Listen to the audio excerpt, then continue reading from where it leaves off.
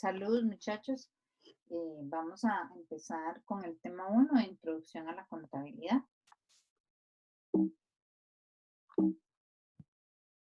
En primer lugar vamos a hablar un poquito de lo que es el comercio y lo que es la actividad comercial. ¿En qué consiste? Bueno, el comercio es el proceso de producción, comercialización y venta de servicios o artículos que cubren necesidades de las personas. Es importante aclararles que esto inició como una forma de obtener algo que yo necesitaba y que otra persona tenía. Entonces, en los inicios, el comercio se daba mediante el trueque. Entonces, se intercambiaban unos productos por otros. Estos servicios o productos pueden ofrecerse al público por el Estado o ofrecerse a nivel privado. Por ejemplo, ustedes saben que tenemos empresas como por ejemplo el ICE, que nos ofrece servicio telefónico, que es del Estado, pero también tenemos empresas como por ejemplo Claro o Movistar, que nos ofrecen el mismo servicio, pero a nivel privado.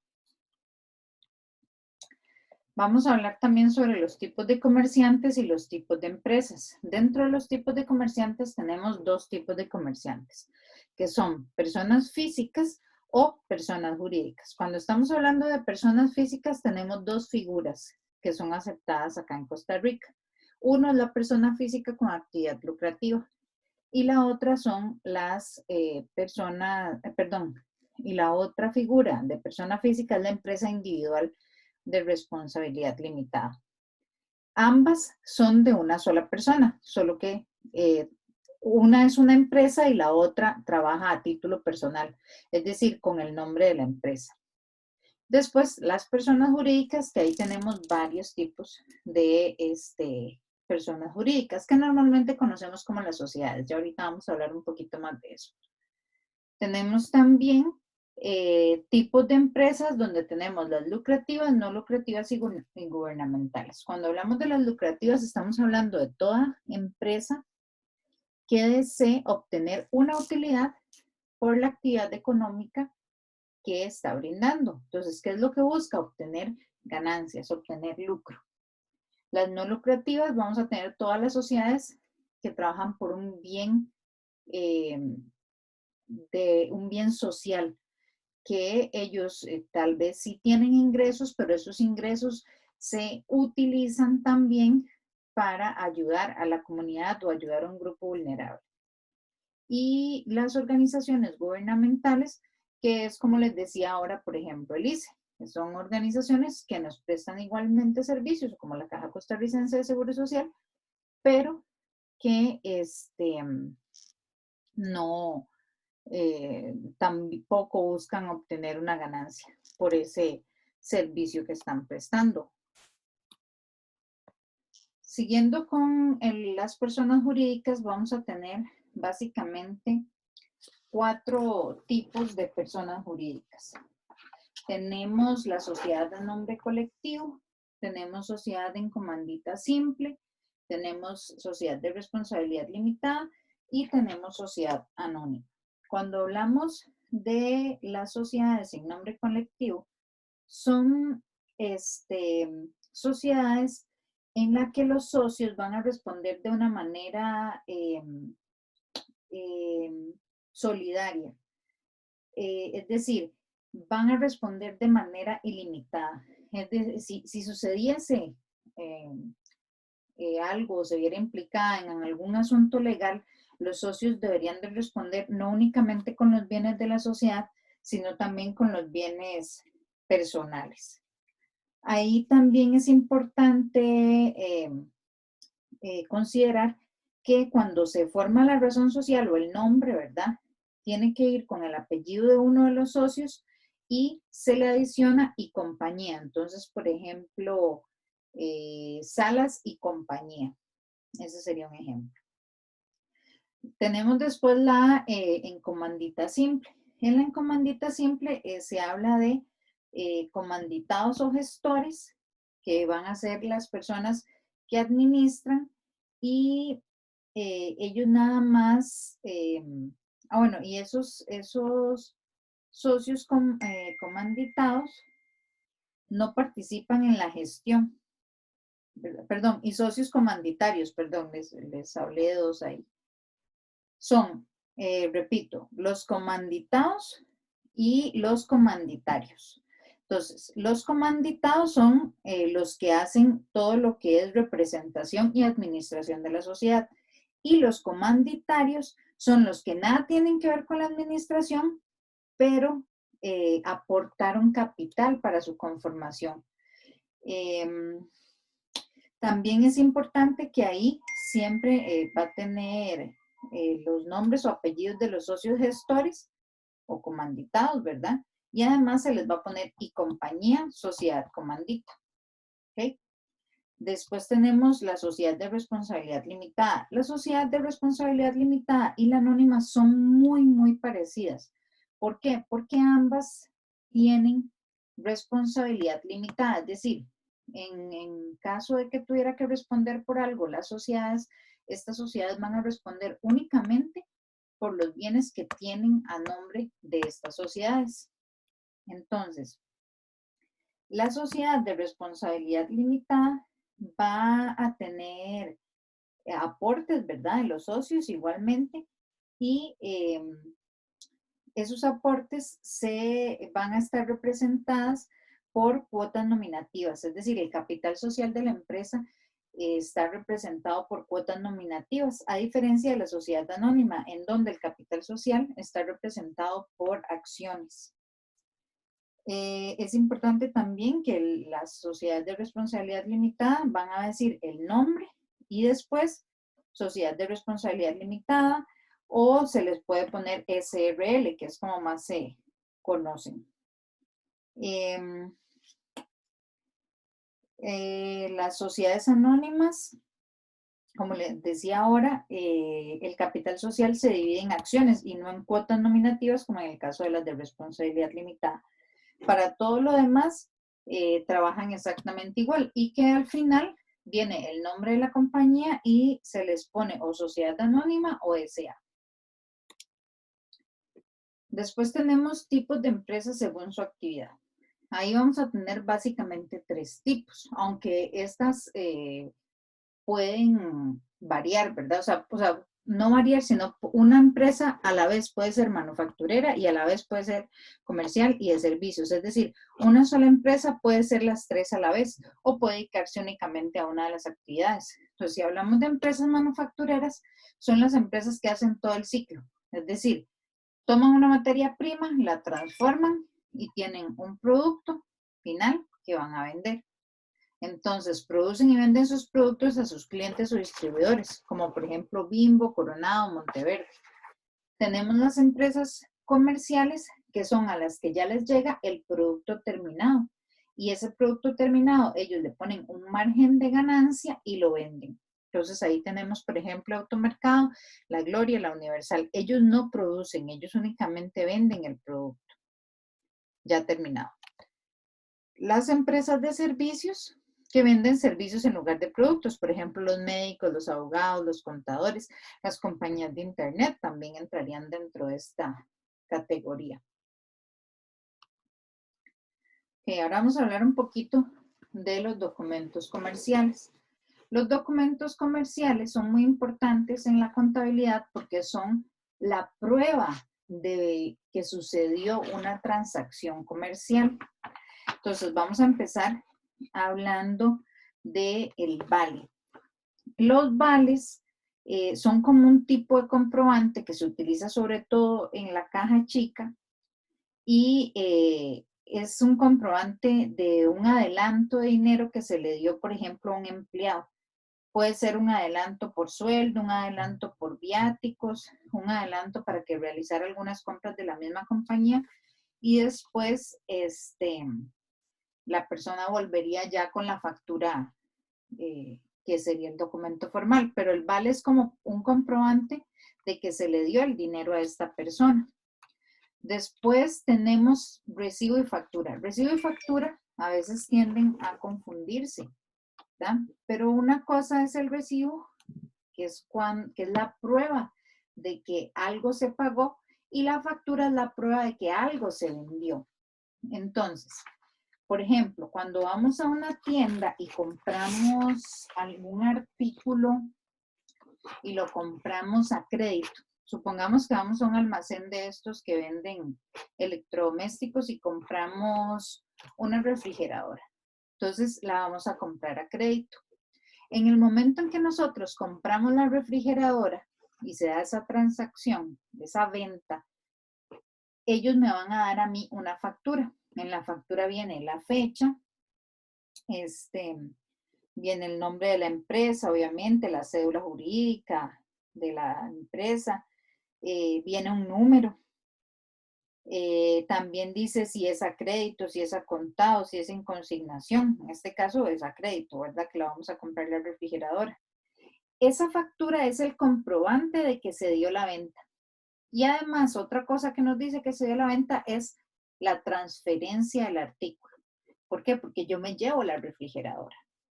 Ahora bien, puede que en ese momento yo pague algo o puede que no, pero después yo tengo que ir haciendo pagos para poder cancelar la refrigeradora.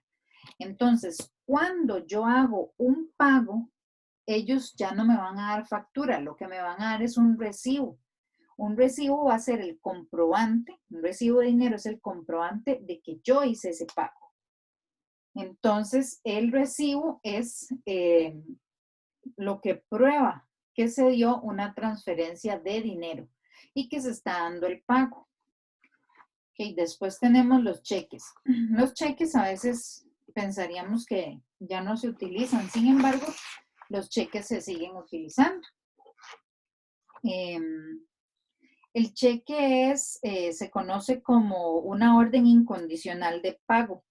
Esa orden incondicional de pago es porque yo les doy un cheque, por ejemplo, yo le doy el cheque a una persona y esa persona con el cheque se presenta al banco y el banco le va a dar el monto que diga ahí. Si ustedes se fijan en los ejemplos en el texto, siempre el cheque va a tener un número y va a decir que se pague la orden de X persona, tal monto, ¿verdad? Se pone la fecha, la moneda, muy importante, y la firma. En este momento también es importante considerar que hay cheques electrónicos. Entonces, los cheques electrónicos también se utilizan y es por medio de firma digital. Okay, después tenemos una boleta de depósito. Las boletas de depósito las utilizan las compañías para hacer depósitos al banco, ¿verdad? Pero de sumas importantes de dinero o de varios valores. Entonces, en una en una boleta de depósito va a decir el monto que se está depositando, pero va a decir cómo viene también ese monto, tanto en efectivo, tanto en cheques, inclusive en otros tipos de pago. Después tenemos la nota de débito y la nota de crédito. La nota de débito, vamos a ver, lo que para una empresa es nota de débito, para la otra es nota de crédito. Entonces, la nota de débito es un documento que nos va a servir para decirle a una empresa que le he debitado su cuenta o que le he cargado su cuenta. ¿Okay? Y para la otra persona, ¿verdad? Va a ser una nota de crédito, o sea, una disminución en ese caso de la cuenta. Tenemos también la letra de cambio. Letra de cambio, el pagaré, son muy, muy similares, ¿verdad? En la letra de cambio es como un comprobante, ¿verdad? Para hacer un pago incondicional de una persona a otra persona. En realidad son muy, muy similares y se pueden utilizar para lo mismo porque ambas son formas de prometer de una persona a otra que se va a realizar un pago. Y puede que haya una garantía de ese pago. Tenemos también, lo más importante aquí entre el pagaré y la letra de cambio es tomar en cuenta que esa es la prueba que nos dice que se dio un préstamo de dinero o que tenemos una deuda pendiente, ¿verdad? Y va a ser el documento probatorio de esa deuda. Tenemos la prenda. La prenda también es similar a un pagaré. Lo único es que en el caso de la prenda, yo voy a poner a responder un bien mueble. Cuando estamos hablando de un bien mueble, estamos hablando, por ejemplo, de un vehículo o estamos hablando de, qué sé yo, un camión o un bus o un barco, cualquier bien que yo pueda mover de un lugar a otro. Y lo estoy poniendo a responder a cambio de un pago de dinero. La hipoteca es similar a la prenda. Lo que pasa es que la hipoteca va a ser lo que responde va a ser un bien inmueble. Entonces estamos hablando de un edificio, un terreno, por ejemplo. Después tenemos los bonos. Los bonos son como un contrato. Entonces son un contrato entre dos personas en la cual una persona compra ese bono a cambio de recibir periódicamente intereses. Esos intereses se pueden o se cobran por medio de cupones de intereses. Entonces, es como decir que yo compre un bono de 1.000.000 de colones y ese bono de 1.000.000 de colones me va a pagar cada 6 meses, qué sé yo, 60.000 colones. Y ese es los intereses que me va a pagar. Y al cabo de 5 años me van a devolver ese mismo 1.000.000 de colones. Es como una inversión que se parece mucho al certificado de depósito a plazo. El certificado de depósito a plazo tiene la particularidad de que también yo tomo un dinero que tengo ocioso, que no estoy utilizando en este momento, lo meto en el banco y el banco, lo voy a meter en el banco, pero por una fecha determinada. Y el banco, a cambio de que yo le dé ese dinero, me va a pagar un interés. Es importante considerar que los intereses están grabados normalmente o ahora después de la reforma, con un 15% de impuestos sobre la renta. Es decir, que por cada 100.000 colones que yo vaya a recibir de intereses, no voy a recibir los 100.000 completos, sino voy a recibir 85.000 porque el banco va a retener un 15% que va a ir para el Estado. Y finalmente tenemos las acciones. Y las acciones es un título en el cual le da la calidad de dueño a una persona o la calidad de dueño de una empresa a una persona. Entonces, son las mismas acciones que hablamos de las sociedades anónimas. Esas acciones lo que hacen es volverme dueño de esa empresa. Entonces, si yo compro acciones de una compañía, yo formo parte de los dueños de la compañía. Eso es lo que me hace la sociedad anónima. Perdón, la acción. Volverme dueño de esa empresa. Ok, y ahora sí, vamos a entrar en lo que es la definición de contabilidad. Entonces, la contabilidad se conoce como el arte de registrar, clasificar y resumir de manera significativa y en términos de dinero, transacciones y eventos que son parte, por lo menos de carácter financiero, e interpretar los resultados de estos. La contabilidad viene siendo una forma de comunicación de una empresa. Las empresas no pueden hablar. Entonces, las empresas nos hablan por medio de números. Pero qué complicado sería poder tomar decisiones dentro de una compañía si tenemos la información totalmente desordenada y no sabemos cuántos son las ventas, cuántos son los gastos, cuánto estoy gastando en alquiler, si me está quedando dinero o no, si tengo utilidades o no tengo utilidades. Entonces, por medio de la contabilidad, la empresa nos va a poder hablar, se va a poder comunicar con nosotros. Y es por eso que a la contabilidad se le conoce como el lenguaje de los negocios. Como les decía, las empresas no pueden hablar, entonces las empresas lo que van a hacer es por medio de la contabilidad y los datos que arroje la contabilidad, decirnos cómo se está comportando y si estamos siendo exitosos o no, si tenemos que variar en algunos estrategias que estamos utilizando o estamos bien, si vamos por un buen camino o no vamos por un buen camino.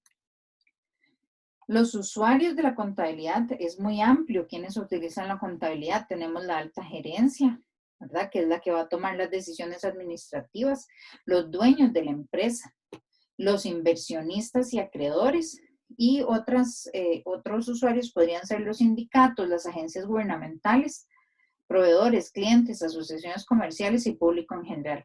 Recordemos que aunque en Costa Rica, como son empresas muy pequeñas, normalmente la alta gerencia y los dueños de la empresa son los mismos, el ideal sería que la alta gerencia o lo que se conoce como junta directiva también sea independiente a los dueños de la empresa. Los dueños de la empresa son los accionistas, los que poseen acciones.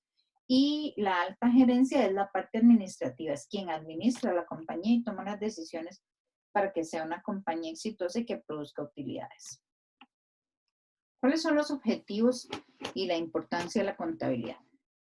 El objetivo primordial es que yo cuente con información útil, ordenada y precisa, que me sirva para qué? Para la toma de decisiones de la empresa y poder así conseguir los objetivos de la compañía. ¿Por qué es muy importante? Bueno, como les dije anteriormente, es el lenguaje de los negocios y es el medio principal de comunicación entre la compañía y los que toman las decisiones de la compañía. Entonces, el producto que nos da la contabilidad son los estados financieros y los estados financieros van a ser siempre la base para tomar decisiones en la compañía. Ok, normalmente se habla del contador, pero tenemos dos tipos de contadores. Tenemos el contador público, que el contador público es una persona que tiene preparación universitaria, que tiene un amplio conocimiento contable, financiero y de auditoría. Esto es muy importante. Entonces, ¿cuál es la principal diferencia entre un contador público y un contador privado? Bueno, un contador privado es un profesional técnico con el conocimiento suficiente para poder llevar a cabo la contabilidad de una empresa. Es decir, inclusive ustedes cuando terminen este curso ya podrían llevar una contabilidad muy pequeña. Si bien les falta otros temas que aprender, pues de una compañía muy, muy pequeñita lo podrían hacer. Ahora, vean que el contador privado puede hacer la contabilidad. Sin embargo, el contador público es el que puede avalar que esa contabilidad está hecha de una manera correcta. Porque, como les decía, tiene preparación universitaria, conocimiento contable, financiero y de auditoría. Este profesional se encuentra en la capacidad de revisar, evaluar y emitir un criterio. Esto es muy importante, emitir un criterio sobre el contenido de los estados financieros. Estados financieros que preparó ¿quién? El contador privado. Es muy importante que tienen fe pública. Es decir, que lo que ellos digan cuando emiten su criterio, tiene validez a nivel estatal, ¿verdad? Y obviamente el hecho de que tenga validez, quiere decir que el contador público tiene un alto grado de responsabilidad al emitir una opinión, ¿verdad? No debe nunca emitir una opinión que no sea veraz. Tenemos tres tipos de contabilidad. Entre ellos tenemos la contabilidad financiera, que es la contabilidad que estamos estudiando ahorita. Esta contabilidad lo que hace es describir los recursos, las obligaciones y las actividades que tiene una empresa. Está hecha para dar apoyo a los inversionistas y a los acreedores en la decisión de la colocación de los recursos de inversión. Y es utilizada en declaraciones de impuestos, ¿verdad? Pero con algunas modificaciones. Esta contabilidad es la que vamos a aprender a hacer aquí. Ahora, la contabilidad gerencial es un tipo de contabilidad interna que también se conoce como administrativa o de costos. Y esta contabilidad la utilizan normalmente las empresas manufactureras porque lo que hace es evaluar los costos y es una maneja de información totalmente interna. Es el análisis de la información contable destinada a apoyar a la gerencia en el buen manejo del negocio y evalúa factores más que todo evalúa factores financieros y no financieros. Es importante tomar en cuenta acá que la contabilidad financiera se rige por las normas internacionales de información financiera, conocidas como NIF, y la contabilidad gerencial no tiene una normativa por la cual guiarse. Tenemos el último tipo de contabilidad, que es la contabilidad tributaria o fiscal. La contabilidad tributaria o fiscal es una herramienta para la planificación de impuestos. Entonces, a partir de lo que hizo la contabilidad financiera, eso se toma y se le hacen modificaciones que deben cumplir con la legislación tributaria de cada país, ¿verdad? ¿Para qué? Para cumplir precisamente con los requerimientos de presentación de declaraciones de impuestos de renta, en este caso ventas, que ahora es impuesto al valor agregado. Tenemos los 3 propósitos fundamentales de la contabilidad. El primero es registrar, clasificar y resumir las operaciones del negocio. La historia escrita del negocio queda en los libros de registro y por lo tanto puede dar información pasada y presente. Esto es muy importante. La contabilidad va a dar información desde el momento en el cual se creó la empresa hasta hoy. El otro propósito es salvaguardar el activo, es decir, el patrimonio de los dueños, lo que invirtieron los dueños dentro de esa compañía. Entonces sirve como un medio de control también. Y el último es controlar las operaciones. Así, por medio de las operaciones y sus resultados finales, sirve como una base orientadora para las decisiones del futuro o para lo que quiera lograr la empresa en el futuro. Los procedimientos más importantes de la contabilidad son los siguientes, que es tener un control sobre cada uno de los bienes, o sea, los activos que tiene la compañía, y las obligaciones, es decir, los pasivos que tiene la compañía. También registrar en una forma clara, muy importante, ordenada y precisa todas las operaciones que realiza la compañía. Ninguna operación puede pasar por alto, ninguna transacción económica puede pasar por alto. Además, que siempre están los documentos comerciales que nos van a servir para hacer esos registros o que van a ser la prueba para hacer esos registros. Dar en el momento oportuno la información necesaria sobre la situación económica y financiera. De nada me sirve que la contabilidad se realice de manera clara, ordenada y precisa si no está en el momento en el cual se necesita. Debe ir al día. Es decir, nosotros debería estar disponible en el momento para poder tomar decisiones. Proveer con anticipación las probabilidades futuras del negocio. Si necesito dinero, si no está entrando suficiente dinero y necesito dinero para cubrir obligaciones, la contabilidad me lo va a decir. Servir como comprobante y fuente de información ante terceras personas de acuerdo con lo que la ley determine. Ok, por ejemplo, en ese caso, un contador público podría, a partir de los informes creados por la contabilidad, decir y hacer una certificación indicando algún dato que precise otra persona externa a la compañía es una prueba, ¿verdad?, de que ese hecho se está dando en la compañía. Después, aspectos legales de la contabilidad. En el texto, ¿verdad?, según se indica, por medio de los códigos de comercio, los gobiernos exigen a los comerciantes contar con los siguientes libros, que son un libro de inventario y balances, un libro de diario, un libro mayor y un libro de actas. Esto es para las sociedades anónimas de responsabilidad limitada o similares. En la actualidad, los administradores, las administraciones tributarias, optaron por la opción de los libros contables digitales. Entonces, las compañías ahora pueden llevar esos registros contables y financieros, o sea, estos libros de inventarios y balances, los pueden llevar de manera digital. Eso sí es muy importante, que esos registros digitales tienen que ser seguros, ¿verdad? Y deben garantizar la fiabilidad del registro de las operaciones. Además, los contribuyentes deberán llevar respaldos mensuales de esas operaciones que realicen y conservarlos en sitios seguros para evitar la pérdida de información. Ahora sí, ya vamos a hablar un poquito de lo que son las normas de contabilidad, que ya las cité anteriormente. Las normas son declaraciones de cómo las transacciones y otros eventos deben ser reflejados en los estados financieros. Es como decir una guía de cómo yo debo hacer cada registro contable. Las normas internacionales y cómo debo presentar también la información. Las normas internacionales de información financiera se conocen como NIF y son utilizadas y obligatorias en 114 países alrededor del mundo. El propósito de esto es fomentar la calidad y, muy importante esto, la comparabilidad, es decir, que yo pueda tomar una empresa productora de pan, por ejemplo, de Costa Rica y compararla con una empresa productora de pan en Ecuador. Y se permite esa comparabilidad, ¿por qué? Porque ambas contabilidades están regidas bajo las NIF.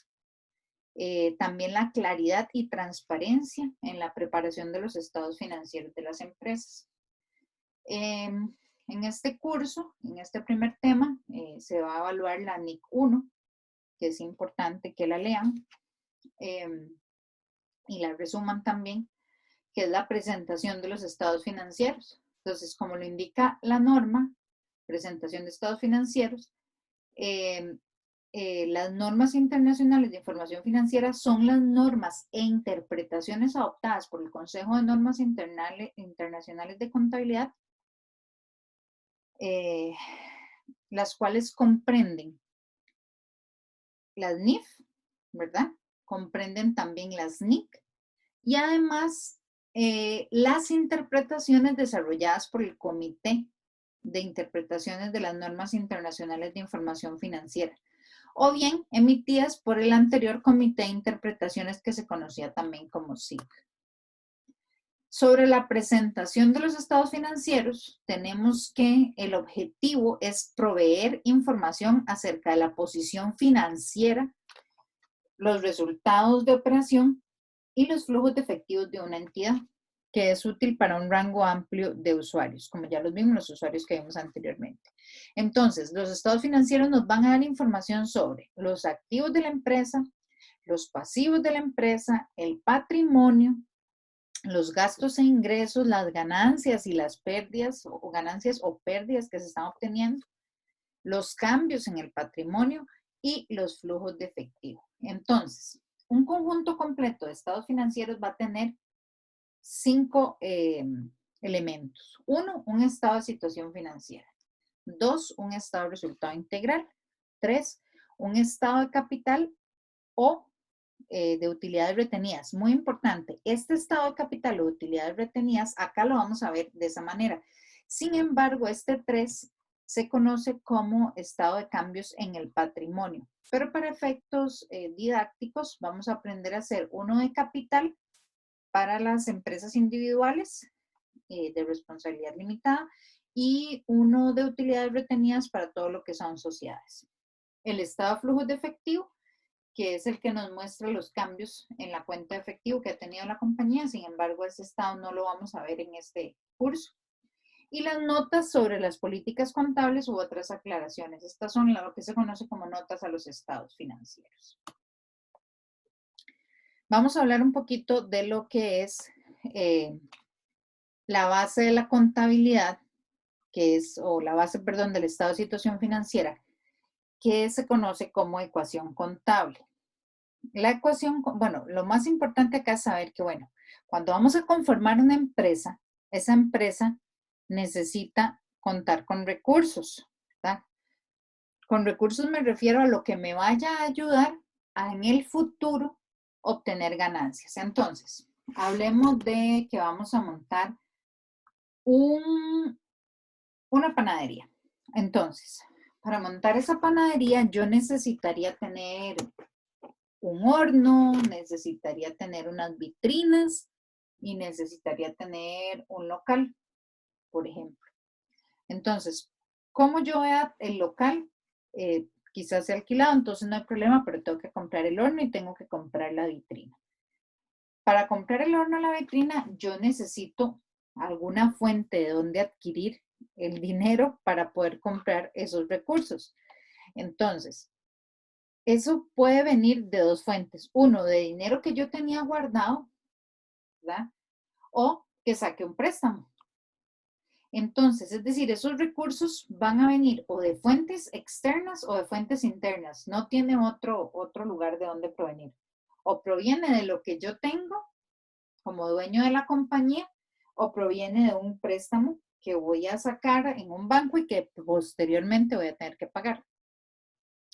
Entonces, eso quiere decir que el activo siempre va a tener que ser igual al pasivo, que es la fuente externa, más el patrimonio, que es la fuente interna, donde el pasivo son deudas, cosas que debo, que tengo que pagar, y el patrimonio proviene de lo que yo estoy aportándole a la compañía. Ok. Ahora, dentro de los sistemas, tenemos dos tipos de sistemas de contabilidad. Tenemos el de partida simple y el de partida doble. El de partida simple se ha conocido en algún momento como contabilidad de gancho, que es una contabilidad que no tiene libros contables y es únicamente una contabilidad que va registrando los ingresos y los gastos. Entonces, yo nada más voy diciendo que esto fue lo que entró y esto fue lo que salió únicamente. Pero no considera, por ejemplo, toda la inversión que yo he tenido que hacer en la compañía. Y la partida doble, que es la contabilidad que vamos a aprender acá, es la que se basa en activo igual a pasivo más capital o más patrimonio. Entonces, en la partida doble, las cantidades se anotan dos veces, una como un débito y otra como un crédito. Eso lo vamos a ir aprendiendo poco a poco. Y para la elaboración de los registros, se aplica lo que llamamos regla de cargo y abono, donde siempre el lado del activo debe ser igual a la suma del pasivo más el capital. Entonces, partida doble. En el uso de este sistema se debe cumplir con determinadas normas. Uno, cada operación afecta al menos dos cuentas, es decir, si por ejemplo yo tengo un ingreso por ventas o un ingreso por servicios, también se va a afectar que ingrese efectivo o que yo tenga una cuenta por cobrar. Entonces estoy afectando siempre mínimo dos cuentas. El total de los cargos debe ser igual al total de la suma de los abonos. ¿Ah? Eso ya lo sé. Es decir, si yo hago ventas por 100,000, tienen que entrar 100,000 en efectivo o tiene que haber una cuenta por cobrar por 100,000, siempre. El uso de la partida doble exige el registro permanente de las operaciones en los libros de contabilidad, además de otros auxiliares. Entonces, ¿cuál es la ventaja de la partida doble? Es un sistema más exacto y preciso porque siempre voy a tener un control y voy a mantener esa igualdad. Permite detectar errores, eso es muy importante. Y se establecen resultados en cualquier momento. Y la desventaja es que exige mucho tiempo para los registros, o sea, mucho más tiempo que el que llevaría una contabilidad de gancho. No es que sea, o sea, que es demasiado tiempo el que yo voy a invertir, pero sí mucho más comparado con una contabilidad sencilla en donde solo voy a tener los ingresos y los gastos o de partida simple. Ok, entonces yo ya más o menos les hablé de una cuenta porque yo hablé de efectivo y hablé de cuentas por cobrar. Esos son nombres de cuentas. Entonces, tenemos que la cuenta es un artificio contable utilizado para representar los valores que posee o debe una empresa. Son nombres especiales que los contadores dan a esos valores con el objetivo de unificar procedimientos contables y facilitar el registro. Es decir, siempre que entre dinero a la compañía, por ejemplo, yo voy a utilizar la cuenta de efectivo o voy a utilizar la cuenta de caja o de caja y bancos o bancos. Cualquiera de esas me va a indicar que es dinero, ¿verdad? El que está ingresando o está saliendo. ¿Ves? Aquí, por ejemplo, pues el dinero de una empresa que posee en efectivo se le llama caja, caja y bancos o efectivo, o también solo bancos. Aquí también es muy importante que siempre se escriben con el nombre completo. Nunca voy a poner como cuentas por cobrar, por ejemplo, como C por C. No, tengo que poner cuentas por cobrar y escribirlo completo. Partes de una cuenta. Las cuentas tienen normalmente 6 partes, que es un título, ¿verdad? Que en este caso es caja, que recuerden que caja es lo mismo que efectivo. El número, que es un número que se le asigna a la cuenta, en este caso va a ser número 1. Va a tener una columna para la fecha, va a tener una columna de cargos o debe es lo mismo que cargos, y una columna de haber, ¿verdad? Que es lo mismo que abono, y el saldo de la cuenta. Entonces, si hay un depósito porque se hicieron ventas de contado, recordemos que el efectivo es un recurso, es un activo. Entonces, eso incrementa al debe. Pero eso lo vamos a ver posteriormente. Acá vamos a ver lo que se conoce como una cuenta T. En la cuenta T tenemos el debe y tenemos el haber. Y un saldo, que es lo mismo exactamente como está acá, nada más que visto desde la cuenta T, que es más sencillo. Tenemos que aprendernos bien que el lado del debe se llama cargo o débito también, y el lado del haber se llama abono o crédito. Cualquiera de estos nombres puedo utilizar para indicar debe o haber. ¿Qué es el saldo normal de la cuenta? Bueno, el saldo normal de la cuenta dice, para obtener el saldo de la cuenta se suman las columnas del debe y del haber y se le resta la suma total de los cargos de la suma total de los abonos. La columna con el importe más alto determina si el saldo es deudor, es decir, si está el debe, o si es acreedor, es decir, si está el haber. Entonces, el saldo normal de una cuenta se le conoce como lo que se necesita, cargo o débito para incrementarla. Entonces, les voy a decir rápidamente, el activo siempre va a aumentar al debe y pasivo y patrimonio, como siempre yo tengo que decir que activo es igual a pasivo más patrimonio, entonces si el activo aumenta el debe y disminuye el haber, el pasivo y el patrimonio se va a comportar al contrario, es decir, va a aumentar al haber y va a disminuir al debe. Después tenemos lo que es el catálogo de cuentas, ¿verdad? Que es más o menos lo que vemos ahora. El catálogo de cuentas, vean que es que se le asigna un numerito a la cuenta. Entonces, los activos van a ser 100, 110 el activo circulante, perdón, que ahora no se conoce como circulante, sino como corriente, que por eso es importante que lean la NIC 1, que está disponible en EcoAula. Tenemos caja, que sería lo mismo que efectivo o que caja y bancos o bancos, que es el 111, cuentas por cobrar 112, inventario 113 y así, ¿verdad? Eso es un catálogo de cuentas. Entonces, aquí esta parte es muy importante. Vamos a ver las cuentas del estado de situación financiera. Entonces, las cuentas que tenemos del estado financiero, la primera es activo. Entonces, anotemos por ahí que tenemos una A, activo. Los activos son los recursos, como ya les dije, que una empresa necesita. ¿Para qué? Para generar beneficios en el futuro. Entonces, cuando hablamos de beneficios en el futuro, ¿de qué estamos hablando? Estamos hablando de obtener utilidades, de obtener ganancias, ¿verdad? Entonces, yo necesito activos para que mi empresa produzca y así poder obtener ganancias. Se registran al costo histórico.